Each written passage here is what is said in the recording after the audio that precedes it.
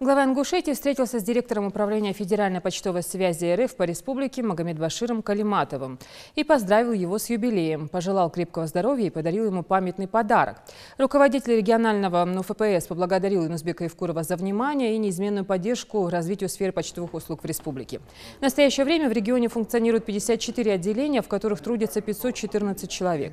В 2018 году при поддержке федерального центра ожидается запуск новых отделений.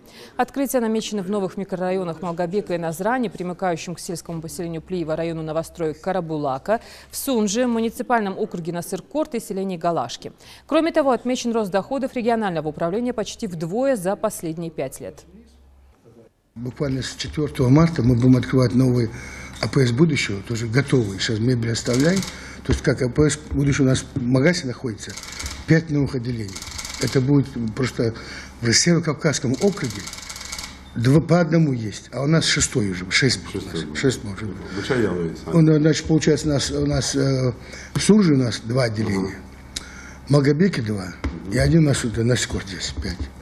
И мы же так не открыли, у нас стоит не открытый, стоит еще Галашка отделение новое.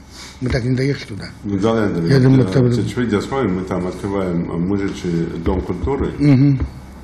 Чтобы мы в один день Дом культуры и почтовое отделение открыли. Почтовое отделение сразу не только внутри, а вокруг облагороженная территория, асфальт. Везде положил, Владимир Николаевич.